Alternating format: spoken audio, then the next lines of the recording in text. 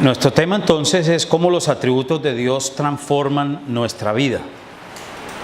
Creo que esta pregunta queda mejor respondida si estudiamos todos estos textos bíblicos que ustedes tienen allí en su hoja, y realmente lo que voy a hacer es enfocar a la luz de los mismos textos que están en la Biblia, y yo voy a hacer esto hoy más participativo, es decir, que no lo voy a hacer magistralmente de mi propia perspectiva, sino que como aquí hay una audiencia sumamente rica y variada, jóvenes de varias edades, entonces es lo que observo. Sí, muy bien. Entonces, hay dos no, eso en la regeneración que Dios nos dio, todos somos jóvenes. Entonces,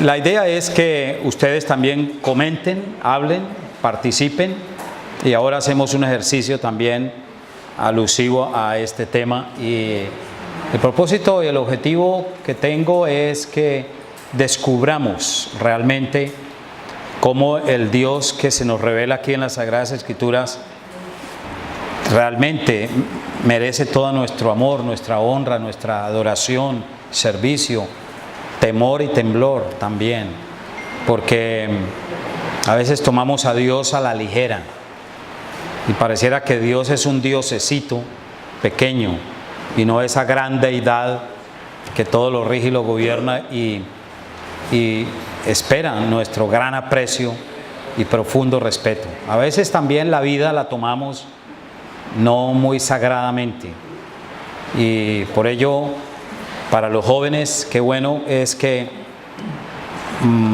todos podamos ir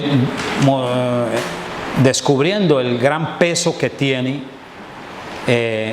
entregar nuestra vida a ese Dios maravilloso. Entonces, el primer atributo que usted ve allí se llama la omnisciencia de Dios, y se trata de que uno y otra persona, mínimo leeremos 2 o 3 textos, o 2 por ahora, pueden ser una señorita, un joven, etcétera, y nos ayudan a leer. Entonces vamos a comenzar desde el punto de vista de la omnisciencia.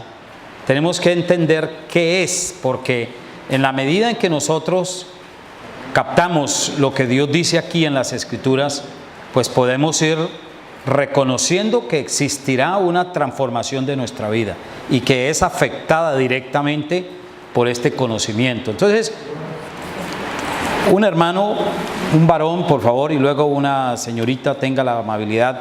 El hermano va a leer Daniel 2:22, y luego una hermana tenga la amabilidad el Salmo 139, versículos 2 al 6.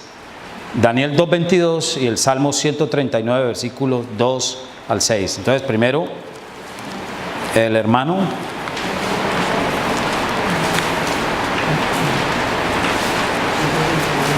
¿Cuál de todos dice amén o yo? Muy bien, gracias. Dice, si no me quedas nadie, dice: Él revela lo profundo y lo escondido, conoce lo que está en tinieblas, y con Él mora la luz. Muchas gracias. Desentrañemos este texto primero.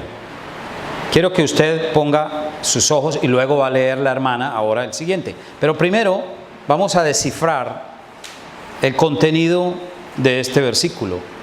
Quiero que por favor lo lea mentalmente y mire lo que dice aquí el Señor, y relaciónelo con su vida, relaciónelo con su vida de familia, la vida social, cultural, en fin, todo el país, y porque estamos en medio de unos círculos, ¿no? Daniel 2:22.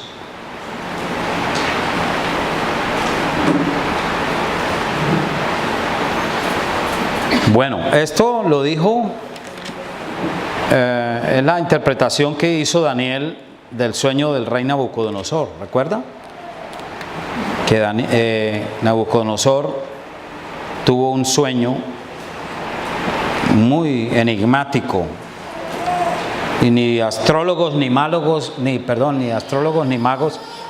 pudieron interpretar este sueño para el rey Nabucodonosor, que era el supremo gobernante de esos tiempos, una potencia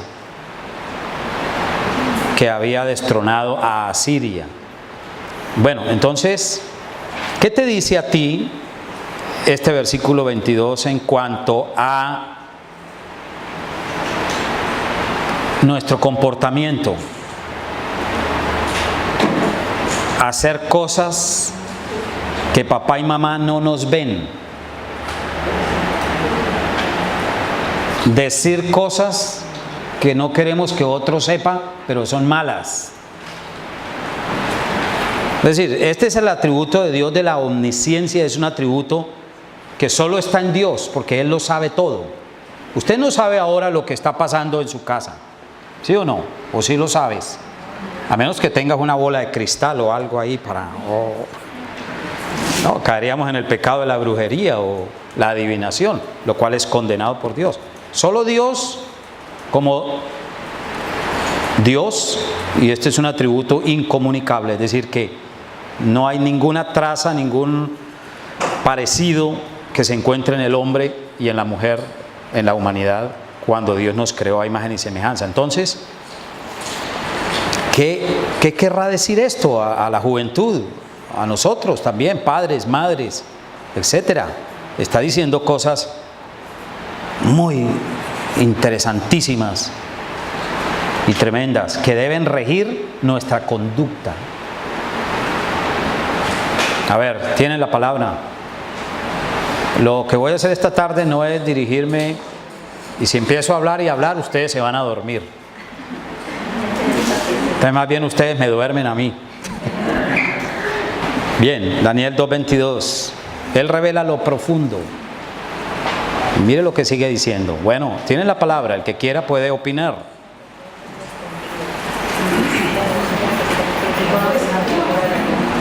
Hermana. Él conoce ambas cosas, o sea, él sabe perfectamente que nosotros hacemos cosas ocultas, pero que para él no están ocultas. Claro. Conoce las cosas ocultas y las cosas que nosotros hacemos a plena luz, pero que ambas cosas de él tiene noción que las demás personas desconocen estas partes de nosotros. Muy bien. Pues que Dios está en todos lados, o sea, Omnisciencia. no hay nada que se pueda ocultar. Muy bien. Si Él está en todas partes, eso se llamaría omnipresencia. En este caso, eso. Ve todo. Todo lo sabe. Cuando Donald, o era el pastor Juan Marcos, predicó acerca de Juan Marcos creo ayer, inmanencia y trascendencia. Bueno, esas palabras son un poco técnicas. Inmanencia quiere decir que Él está presente en el mundo.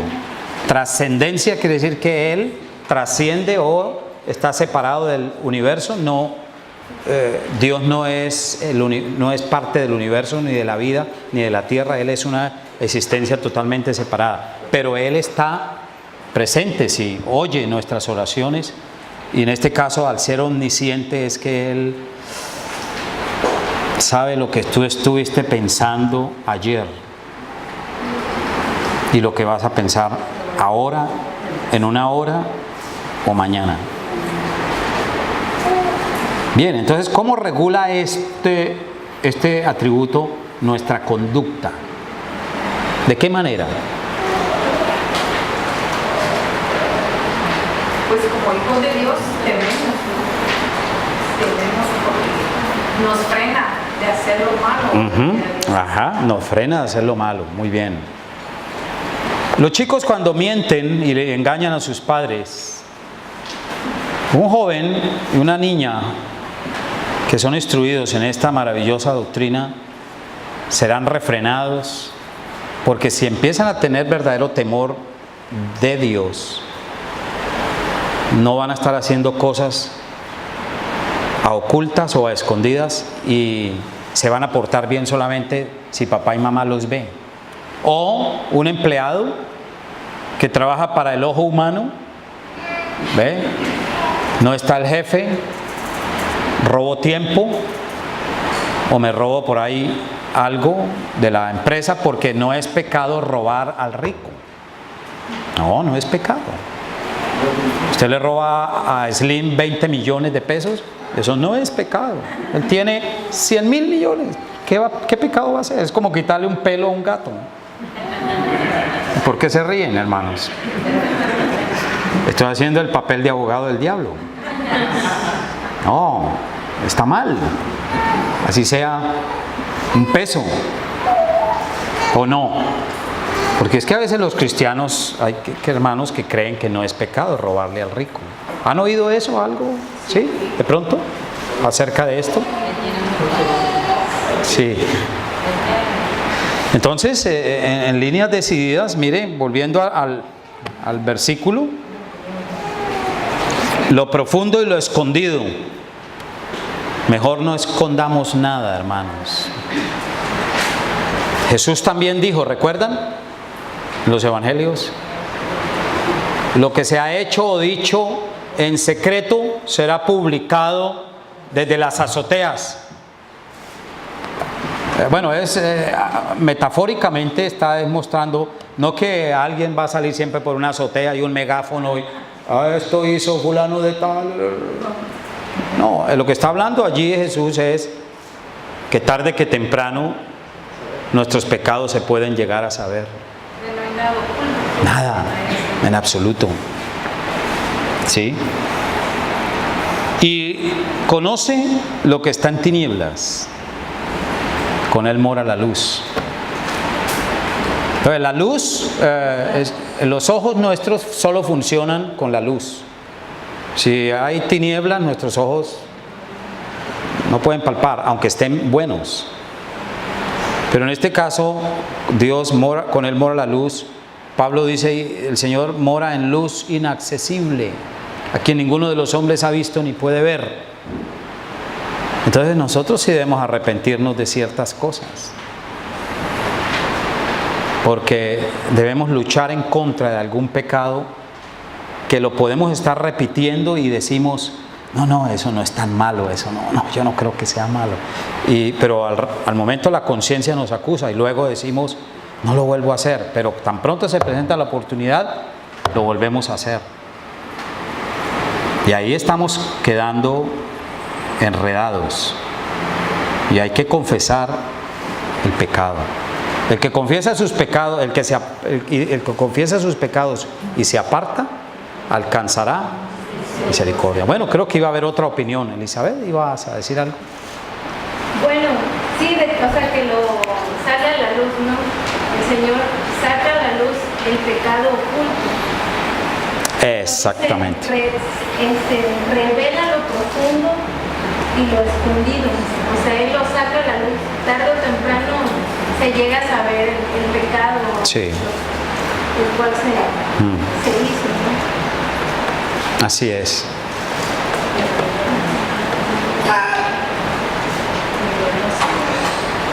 Muy bien, ¿qué más? Pudiera interpretarse, pastor, también las tinieblas a lo que es el mal. Claro. Jesús dijo, Sí. yo soy la luz del mundo. Cuando nosotros ya nos entregamos a Cristo, podemos ser que ya y volvemos a nacer de nuevo. Ya nosotros salimos de las tinieblas a la luz. Muy bien, salimos de las tinieblas a la luz, pero hay un proceso en nuestra vida ahora en que es como haber nacido, ¿no? Cuando el niño nace físicamente, luego empieza un proceso de crecimiento, hay que estar dándole leche, comida, ¿cómo llaman aquí? El chupón. Ah, bueno, chupón. ¿Y a la botella cómo se le llama? ¿Mamila? Biberón. Ah, bueno, biberón es más castizo para mí. En Colombia, pues mamila es solo lo de caucho, ¿sí? El chupón. Y lo otro, bueno, el biberón. Entonces, hermanos, hay que mirar esto con mucho cuidado. Miren, no existe mejor psicología para asegurar una vida alegre y en paz y feliz, que recordando las palabras de San Pablo cuando lo llevaron al tribunal ante el Sanedrín, una vez que lo apresaron, recuerda en el libro de Hechos 22, él le dice al sumo sacerdote: yo hasta hoy he vivido con plena conciencia y en paz con los hombres, pero he vivido delante de Dios con una plena o una buena conciencia. Eso es salud divina, espiritual. Si nosotros pecamos y ocultamos y no confesamos y tampoco arreglamos problemas con la esposa o el esposo, han habido hombres que han engañado a su esposa. Terrible. Eso lo va a juzgar Dios. El robo de los políticos, tarde que temprano se va a saber. Es mejor vivir. Ahora, no viva en temor, porque si usted vive en temor, teme el castigo, dice Pablo. De donde el que teme, dice San Juan, perdón, no ha sido perfeccionado en el amor. Nosotros debemos no hacer cosas malas o vivir en pecado u ocultarlos por temor a Dios, como miedo, o amor a Dios. ¿Cuál es la razón básica? Por amor. ¿De acuerdo? Entonces, como José, pastor, cuando lo tentaba la mujer de Potifar, y él decía a mis alumnos, fácilmente pudo haber cedido, o sea, ¿quién lo estaba viendo? sí, exactamente, exactamente. Sí. Pero él, ¿qué fue lo primero que dijo? No ofender el nombre de Dios. ¿Cómo voy a pecar contra Dios? Dijo. Vivía delante de Dios. Una hermana en una iglesia que yo pastoreaba, yo prediqué justamente de ese pasaje, Génesis 39, y la mujer, era una escuela dominical, y la mujer se levantó y dijo: pastor, él no cayó, es porque la mujer era muy fea. Pero si fuera bien hermosa, la historia sería diferente. No creo, hermana, le dije. Bueno, una exégesis e interpretación muy de ella, ¿no? De esa hermana, pero no, yo creo que él, al igual que Daniel, fueron un hombre íntegro. Y eso es lo que importa. Muy bien, seguimos, siguiente texto. ¿Quién más? Ahora una hermana va a leer, por favor. Salmo 139. Tú has conocido mi sentarme y mi levantarme, has entendido desde lejos mis pensamientos, has escudriñado mi andar y mi reposo, y todos mis caminos te son conocidos. Pues aún no está la palabra en mi lengua, y he aquí, oh Jehová, tú la sabes toda. Detrás y delante me rodeaste y sobre mí pusiste tu mano. Tal conocimiento es demasiado maravilloso para mí.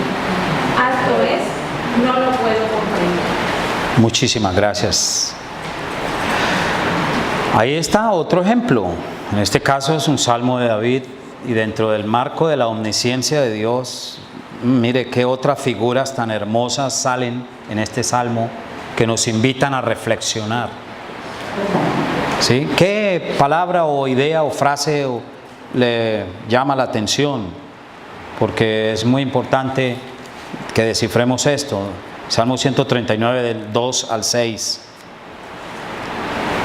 ¿Por qué David habla de esta manera? Ay, Dios, a veces no hacemos caso de Dios, como Él dice aquí.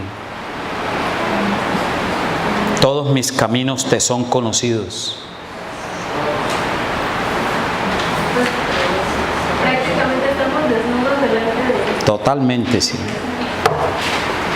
No hay nada que podamos ocultar. Si cometemos algún pecado con nuestra lengua, o vamos a cometerlo mañana, no porque estemos pensando hacerlo, sino que seguimos siendo pecadores, ¿se da cuenta? Y hablamos mal de un hermano. Entonces llamamos aquí entre nos, hermana, te voy a contar algo, pero que no lo vaya a saber nadie. Que no vaya a salir de Sudamérica este secreto que te voy a comentar.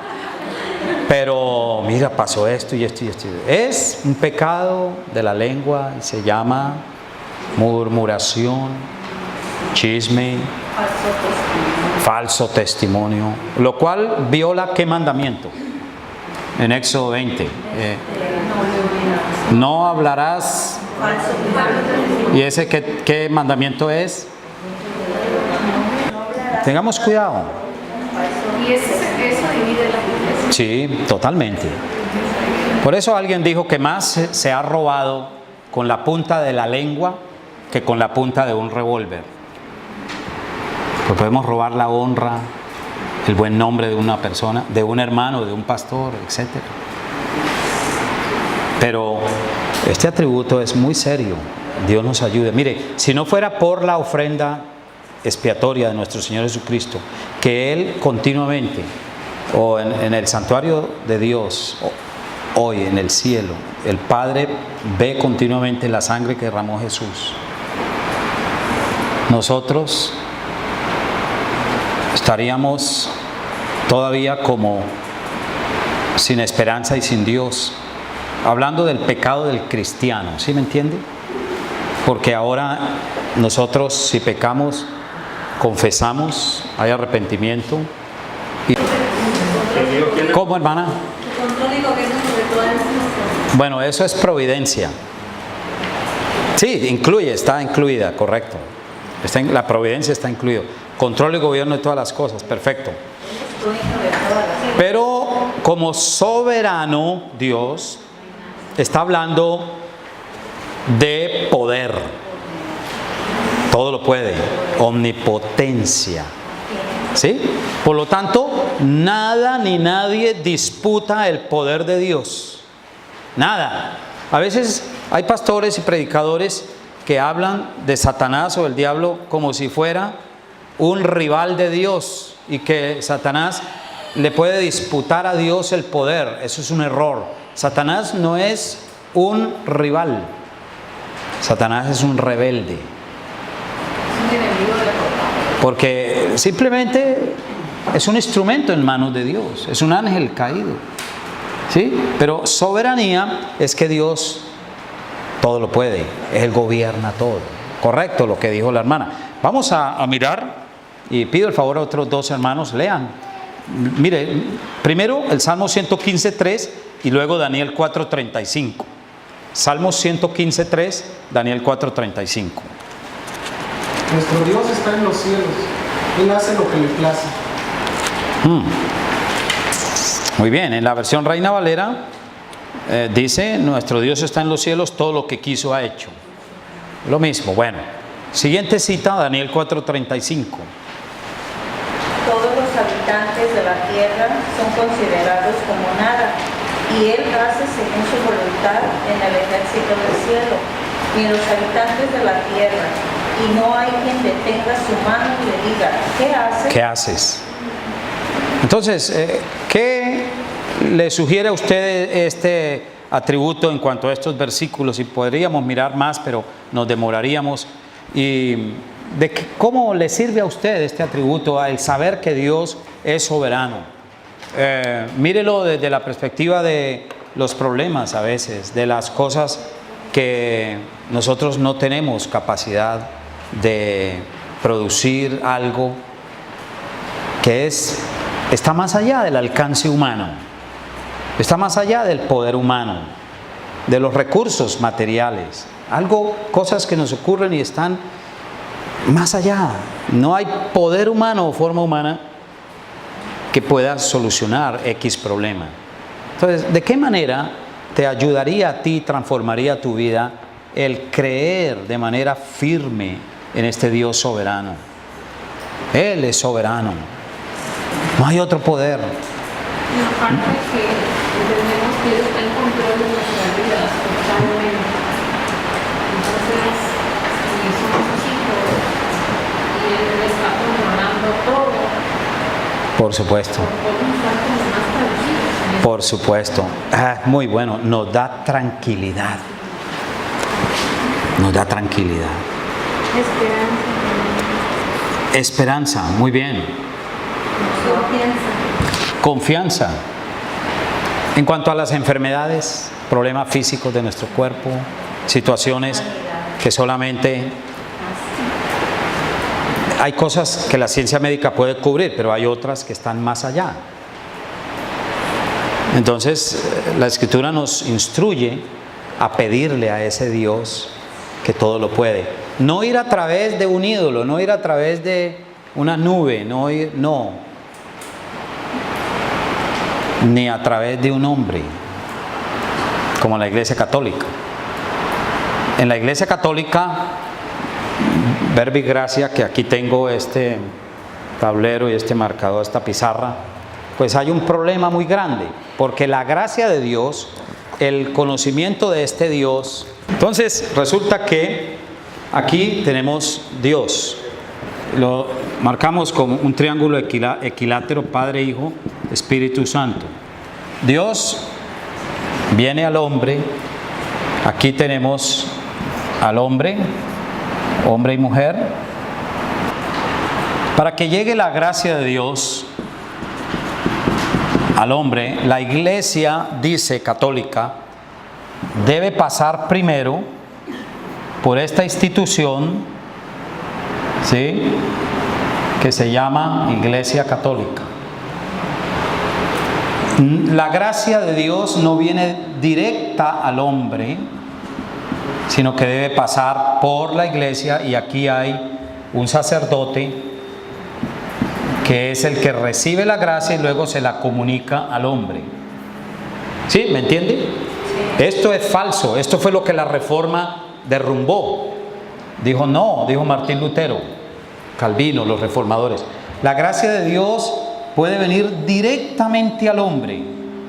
Y nosotros, ¿a través de qué instrumento recibimos la gracia de Dios? ¿A través de qué instrumento? Sí, Cristo es la gracia.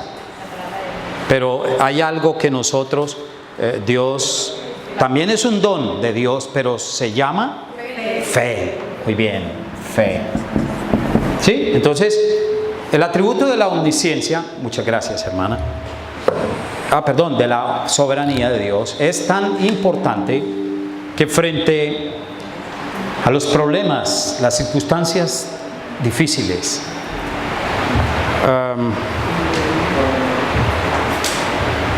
solo Dios puede ayudarnos. Y esa gracia, esa manifestación de su poder llega directo a nosotros con pedir, orar. ¿Está de acuerdo? ¿Hay alguna ilustración o ejemplo que usted quiera compartirnos frente a que usted ha recibido del poder de Dios, sus beneficios? ¿Algún pequeñito testimonio? ¿De qué manera el atributo de la soberanía de Dios se ha manifestado en su vida? Creo que volteamos un poquito, tal vez. Sí, hacia allá. ¿Entienden, hermanos, la pregunta? Hacia acá. ¿Hacia acá? Sí. Ah, sí, ok. Algo que haya pasado en la vida de uno de nosotros. En mi familia, mi esposo era inconverso. Nada más yo tengo un hijo. A los 12 años, mi hijo estaba en el Instituto Bíblico de Música. Y él padeció, estuvo grave. Al llegar a la clínica, el doctor dijo que iba a morir. Entonces envío yo mensaje a un hermano de la iglesia y al pastor dando aviso que el doctor había dicho que iba a morir, iban a intervenir a mi hijo, pero que iba a quedar en la plancha. Sí. Entonces, fue de gran testimonio, porque no se cumplió lo que el doctor había dicho. Entonces, era un doctor que no quería saber de Dios, que cuando yo dije, le digo, me dice él, es que su hijo va a morir y va a quedar en la plancha. ¿Qué es eso, la plancha? Ahí donde le quedan. Ah, ya. Le llaman plancha a ellos. En el quirófano. En el Quirófano. Ah, bueno, muy bien. Que no iba a vivir. un cirujano pediatra, muy reconocido, con mucha experiencia, y que él jamás había fallado de su equivocaba. Y de lo que él decía, él estaba seguro. Entonces, cuando yo externo y le digo a él, discúlpeme, pero solamente mi Dios me Así va a es. decir, yo llamo a mi hijo a su presencia. ¿Quién es usted para decidir sobre la vida de mi hijo, si va a vivir o si va a Sí, vivir? un ejemplo muy bueno. Y entonces él me dijo, aquí no quiero saber de Dios si no me hable de él. Entonces Muy bien. fue de gran testimonio. Por supuesto. Porque Dios es una Ahí está, realidad. ¿ve? Dios está por encima de todo. Así En es, el fondo la vida no la puede decidir un médico. así es. Nosotros como creyentes debemos remitirnos al primer poder. Él tiene todo poder. Y debemos vivir en fe y esperanza para cosas que no podemos solucionar nosotros. ¿Otra inquietud breve, muy breve, sobre el atributo de la soberanía de Dios? Hermana Mita, por favor. Después de que tuvimos a nuestro primer hijo, Martín Alejandro, la persona, la doctora encargada de nuestro cuidado, bueno, de mi cuidado ginecológico, dijo que era imposible que nos pudiera volver a embarazar. Y bueno, más bien, que no debía volver a embarazar. Por los siguientes 5 años, entonces le íbamos a tomar un tratamiento especial para no embarazar. Tomando indicaciones, seguimos el tratamiento, pero resultó que en un año volvimos a embarazarnos. Entonces yo dijo, pues aquí interrumpí este embarazo porque no es posible. Y efectivamente no, mis papás y nosotros, Dios lo mandó porque él va a tener cuidado. Y si no fue su voluntad, él va a decidir en qué momento se va a salir. O sea, nosotros no podemos hacer nada, porque el riesgo era que se presentara un aborto espontáneo y entonces era inminente perder la vida de los niños. A los 5 meses me sale una hernia muy fuerte y me dicen, era una de las complicaciones, es lo que no queríamos, pero bueno, de modo, ahora vamos a quitar la hernia para que el bebé va a morir. Entonces, en la semana previa para la cirugía de la hernia, ¿qué sucedió? La soberanía de Dios, la hernia desapareció. Y gracias a Dios aquí estaba. Ahí está sentado, a la derecha, a la diestra. Mire, por eso somos el pueblo de Dios. Nos rige el principio interno más poderoso sobre la tierra. Se llama la ley de la fe. Pero la fe funciona como, digamos, la fe es la llave, pero se necesita una cerradura. Cerradura, dicen acá, lo de la puerta. Las dos cosas van juntas, gracia y fe. Pero al mismo tiempo, esas dos cosas, la cerradura y la llave, la gracia y la fe, son dones de Dios. ¿Sí? Para que abramos los grandes cofres de la bendición de Dios que Él tenga, ¿no?, en su voluntad.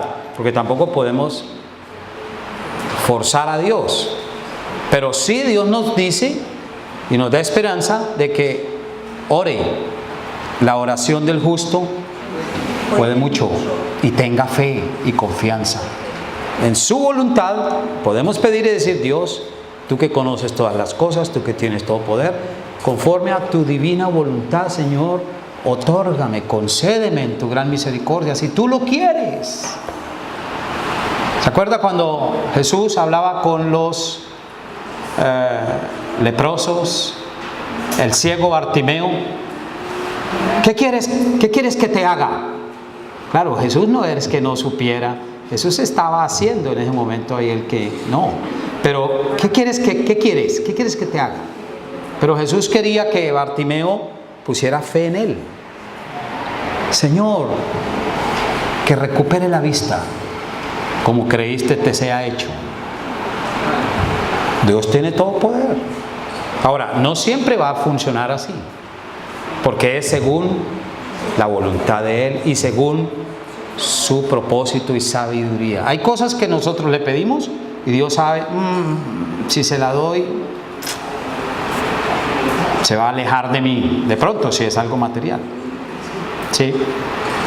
Entonces Dios sabe en su sabiduría. Debemos estar dispuestos a aceptar siempre su voluntad, pero pedir sí debemos hacerlo. ¿Ok? Diciendo la oración correcta: hágase tu voluntad, no la mía. Pero te pido esto, Señor. ¿De acuerdo? Amén. Tercer atributo, la inmutabilidad de Dios. A ver, les ruego el favor. Dios es inmutable. Leamos Éxodo 3:14 y el Salmo 105. Éxodo 3:14 y el Salmo 105. Y respondió Dios a Moisés: yo soy el que soy. Y dijo: así dirás a los hijos de Israel: yo soy, me envió a vosotros. Muy bien, vamos a ponerle atención a esa expresión, yo soy. ¿Sí? Yo soy. Es un presente continuo, eterno. Yo soy. ¿Ok? Y la siguiente cita, Salmo 105. Porque Jehová es bueno, para siempre es su misericordia y su verdad por todas las generaciones. Muchas gracias. Entonces, ¿cómo transforma este atributo nuestra vida a partir de descubrir en las Sagradas Escrituras que el Dios que se revela aquí es un Dios que en su ser interno, como Padre, Hijo y Espíritu Santo, Él no cambia, Él no envejece? ¿Se imagina usted celebrar el Happy Birthday de Dios? No se pueden contar años en Dios. ¿Sí? Nosotros vamos pasando, y pasamos muy rápido a veces. ¿Sí o no? Las niñas que hay aquí, que son lindas, son bonitas, su juventud se acabará muy rápido. O algunas creen que ya encontraron el elixir de la eterna juventud. No crea eso. Tampoco lo venden por aquí en Comalcalco o otra ciudad. No, los hombres, pozol, solo ayuda para quitar el hambre 2 horas antes del almuerzo. Pero en Dios no ocurre lo que pasa en nosotros. Él es inmutable en su ser, Él no cambia. Hay otro texto que me gustaría que observáramos, tengan la bondad. Miren, Santiago 1:17. Alguien más, por favor. Santiago 1:17.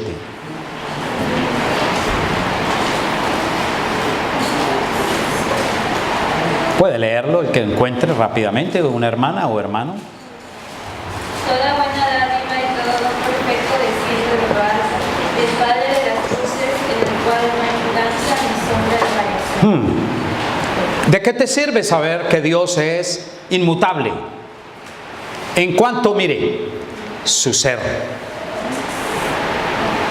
Si Él dice que Él es amor siempre. Si Él dice que es justicia, será justicia siempre. Si Dios dice que Él no cambia, Él no cambia. Pero, ¿de qué te sirve tener un Dios como se revela en la Biblia, un Dios con un atributo de inmutabilidad, mírelo a partir del pacto, mírelo a partir de sus promesas, véalo a partir de la salvación? ¿De qué nos sirve entonces? En esas 3 cosas que les he mencionado, obsérvelo. Que si hemos sido salvos una vez, vamos a ser salvos. ¿Por qué no va a cambiar? Para siempre. Él no va a decir, ay, yo cometí un error. Cometí un error, pero perdonen, hermanos cristianos de Tabasco, los que nacieron de nuevo una vez, pero ningún tabasqueño entrará al cielo. Uy, perdón. Tiene que ser colombiano. Ay, sí, ¿no? ¿Qué tal, no? Dios no va a decir eso, ¿no? Y, hermana, por favor. Tengo una duda. Por ejemplo, en Génesis 6, hay una expresión donde Dios dice: entonces se resistió De haber hecho hombre, sí. Ahí eso sí, es donde pasa el punto político. ¿A qué arrepentimiento? Muy buena pregunta. Hay como 3 o 4 veces en la Biblia donde dice que Dios se arrepintió. Y le dolió en su corazón haber hecho el hombre. No es que Dios dijo, ay, Dios, esta criatura que cree que hice, me salió tan mal. No, Dios no es así. Es un lenguaje, se llama, técnicamente en teología, hermana, se llama antropomorfismo. O sea, aquí los autores sagrados bajan a Dios al nivel humano y Dios habla como si fuera un hombre. Porque nosotros sí cometemos errores, nos equivocamos, nos arrepentimos. ¿Sí? Antropomorfismo.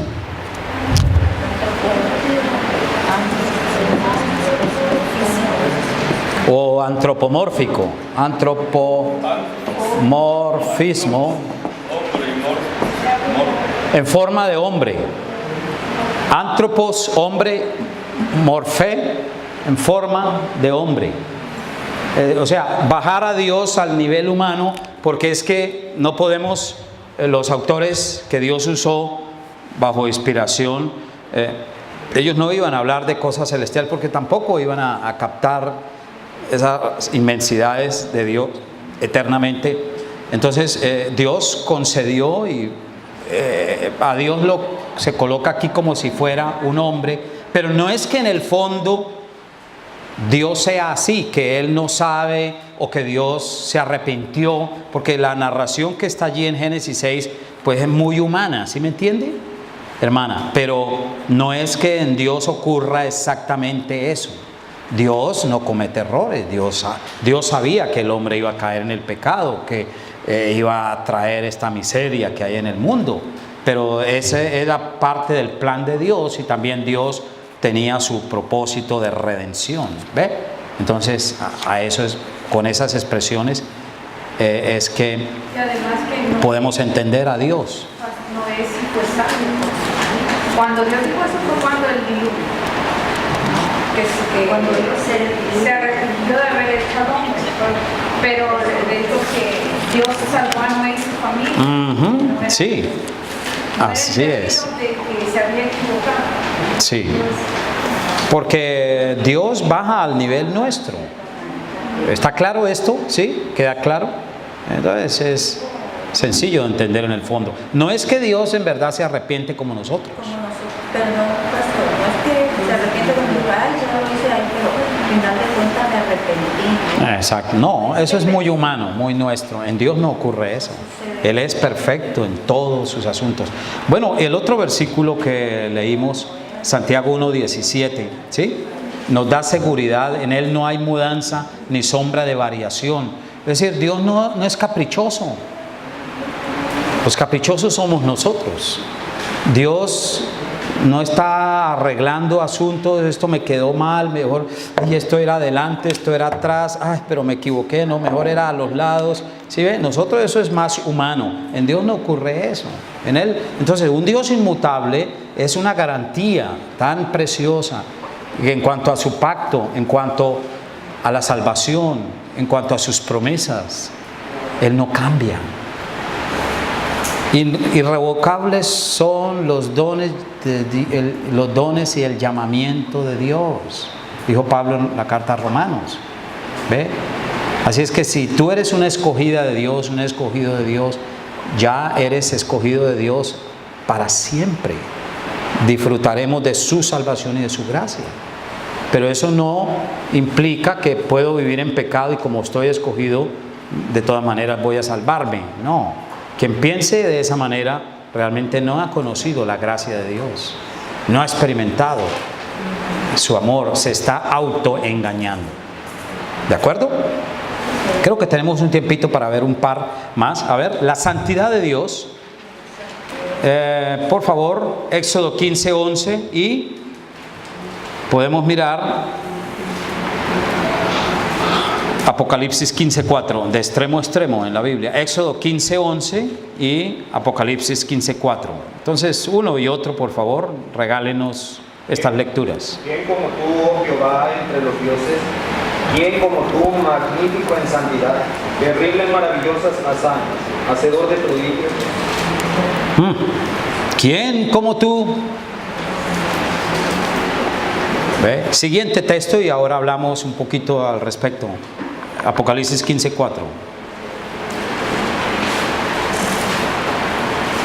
¿Quién no te temerá, oh Señor, y glorificará tu nombre? Pues solo tú eres santo, por lo cual todas las naciones vendrán y te adorarán, porque tus juicios se han manifestado. Muchas gracias. Ayer decíamos, si usted estuvo en mi charla, en una de las charlas anoche, hablando de la santidad, del atributo de la santidad de Dios, santidad e ira. ¿Ve?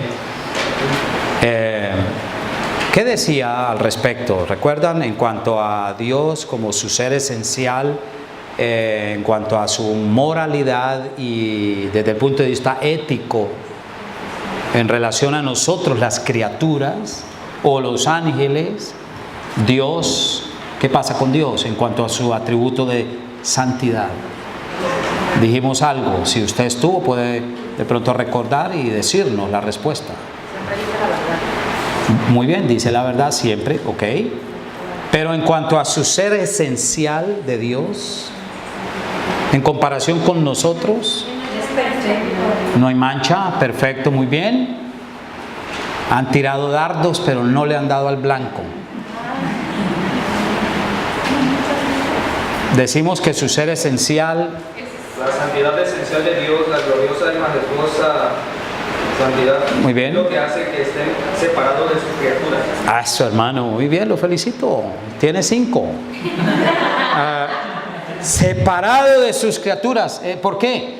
Dios está separado de nosotros porque es que el concepto de santidad de Dios es que no hay otro como Dios. Nosotros somos aún los ángeles que no pecaron. Decía San Agustín de Hipona en su libro de la gracia que los ángeles que no pecaron aún cuando se acercan al trono de Dios van en puntillas, decimos así, en la parte de los pies, con temor y reverencia, ¿sí? Bueno, es una expresión humana de San Agustín, pero da a entender es que Dios está tan exaltado y es tan sublime que su ser esencial, en su perfección moral, Dios no conoce el pecado, Dios no ha hecho el mal, Dios no se mancha y siempre eternamente permanece el mismo. ¿Sí? Su ser esencial está separado de este cosmos, de este mundo, pero Él creó el mundo, el cosmos, la vida nuestra, para que nosotros nos parezcamos a Él en imagen y semejanza. Entonces, decíamos también algo en relación a la aplicación. En Apocalipsis 15:4, como vimos, pues, ¿qué puede decir usted?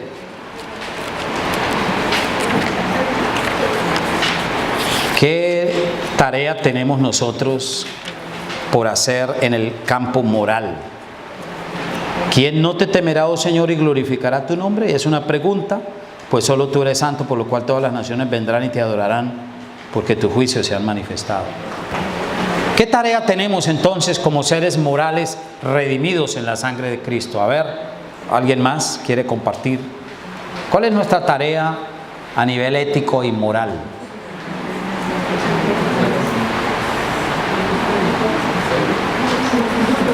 A nivel ético y moral, ¿qué trabajo tenemos que hacer? ¿Qué tarea tenemos como creyentes? Porque debemos de andar en santidad como Él también. Muy bien. Sed santos, porque yo soy santo.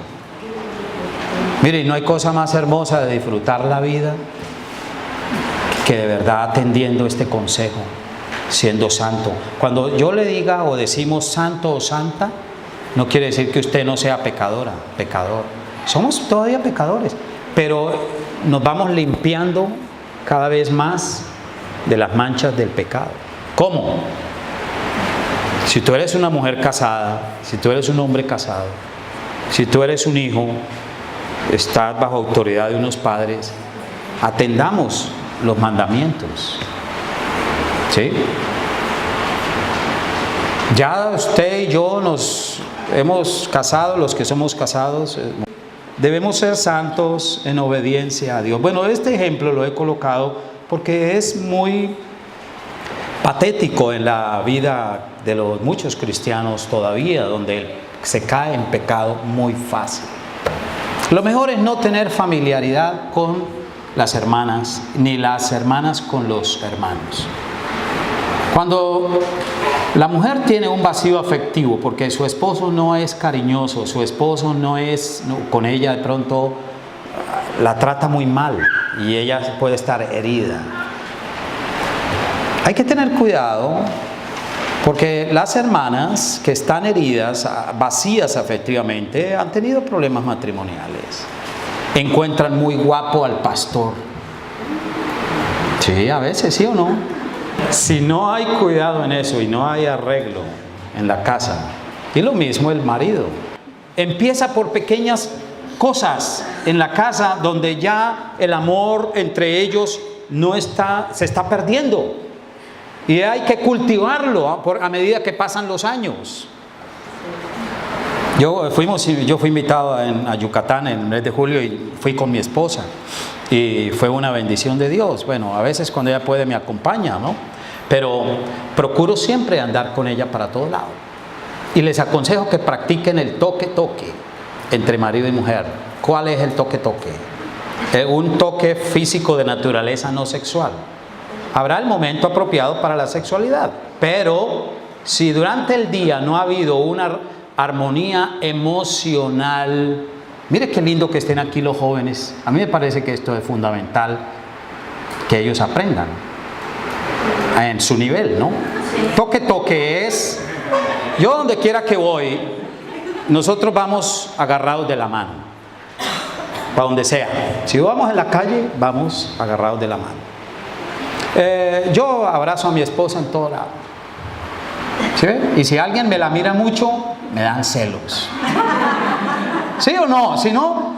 Si alguien me la mira mucho,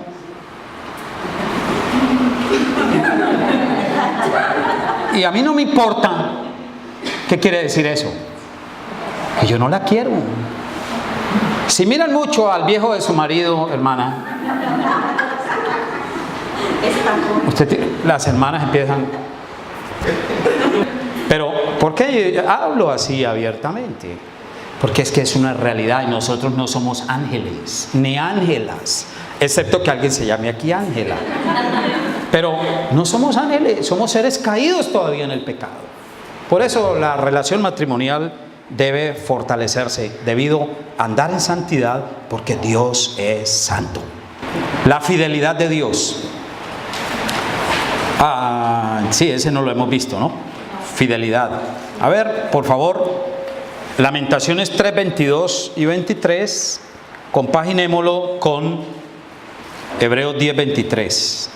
Lamentaciones 3, 22, 23 con Hebreos 10, 23. Ya vamos a salir al otro pozol enseguida. Lamentaciones, ¿quién lee este, por favor? Por la misericordia de Jehová no hemos sido consumidos, porque nunca decayeron sus misericordias. Nuevas son cada mañana. Qué lindo eso. Grande es tu fidelidad. ¡Uy, qué hermoso! Nuevas. Hoy la misericordia de Dios fue nueva, antes que saliera el sol. Pero vino una misericordia nueva. Mire, yo estoy tan feliz con Dios, le doy gracias a Él. De verdad, es un asombro para mí haberles conocido y estar aquí. Pero mire ese texto, hermoso, ¿no le parece? Frente al atributo de la fidelidad de Dios, Él es un Dios fiel. Nuevas son cada mañana. Siguiente texto, Hebreos 10, 23, a ver qué nos dice. Mantengamos firmes sin fluctuar la profesión de nuestra esperanza, porque fiel es el que prometió. Mantengamos firmes sin fluctuar nuestra esperanza. Pero hermanos, les voy a hablar de algo que es real y patético, pero será una realidad en nosotros.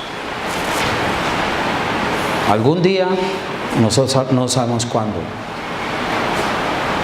Todo lo que aquí disfrutamos de la gracia de Dios como hombres y mujeres humanamente, desde el punto de vista de estar vivos en este mundo, un día Dios nos retirará todo lo que atañe a esta vida y el alma se separará del cuerpo. Pero ¿qué dice la Biblia? Sí, perdemos las relaciones aquí, ya no habrá contacto con este mundo. ¿Me entiende lo que le estoy diciendo? Eso es una realidad que no queremos, en el fondo, enfrentar. ¿Sí o no? No queremos que ningún ser querido se nos muera. Un hijo, una niña. Y continuamente vivimos a veces temiendo. Pero ¿qué dice la Escritura acerca de la fidelidad de Dios aún más allá de la muerte? Estimada es a los ojos de Dios la muerte de sus santos.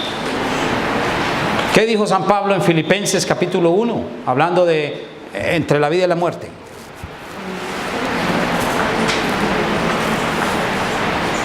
No sé qué escoger, dijo Pablo. Si quedarme o irme con Cristo, lo cual es muchísimo mejor. Pero será por un tiempo, no sabemos cuánto, porque volveremos a este mundo para unirnos. Volveremos aquí a Tabasco. Estaremos en este hermoso lugar, ¿sí? Ya una tierra transformada. ¿Esa no es su esperanza? Cielos nuevos y tierra nueva donde mora la justicia. Es mi esperanza, yo la veo clara en la Biblia. Será por un poco de tiempo, no sabemos cuánto. Pero volveremos a reunirnos eternamente y para siempre. ¿Sí? Entonces, porque lo que hemos descrito en la fidelidad de Dios, Dios es fiel, pero a veces nos confundimos, porque cuando Dios no actúa rápido ante las peticiones que hacemos en oración y vemos que como que las cosas empeoran, tratamos de perder la fe y nos confundimos. No, Dios es fiel siempre. ¿Qué cree al respecto? ¿Ha visto la fidelidad de Dios en su vida? Mientras tanto, ¿la hemos visto? Todos los días. Si no confiamos en Dios en los momentos críticos, somos los más propensos a caer en el ateísmo. ¿Sí? ¿La agarró? Usted sabe mucha teología, tenga cuidado. Pero si sabe mucho, mejor. Si sabe poquito, es peligroso. Porque a medida que nosotros profundizamos en los atributos de Dios, vamos conociendo también a Dios en la vida práctica, seremos más fortalecidos. Pero si perdemos la fe, con todo lo que sabemos, podemos llegar a caer en el ateísmo. Si nos decepcionáramos. ¿Sí me entiende el asunto? Pero nunca ocurrirá, porque Él es fiel y guardará nuestra fe como en un cofre sagrado, hermético, donde nada podrá pasarnos en cuanto a nuestra relación con Él. Porque en el fondo su fe en la fidelidad de Dios es sostenida por el Espíritu de Dios mismo. Denme ustedes un pequeño retroalimentación. Bueno, en inglés dicen que un feedback. Entonces, a ver, frente a estos 5 primeros atributos, y ya terminamos acá. No sé cómo están por allá. Que Dios les bendiga ricamente y sigamos firmes y adelantes en todo. Él es fiel. Mire, nosotros no somos sostenidos por nuestro propio poder. La fe de nosotros nada es. Él ha sido fiel, es justo, y Él es el que nos sostiene y nos sostendrá hasta el fin, porque Él es justo en todo lo que ha prometido. Así que usted puede tener completa seguridad, y damos las gracias a Dios en esta hora. Dios les bendiga. Gracias, hermanos.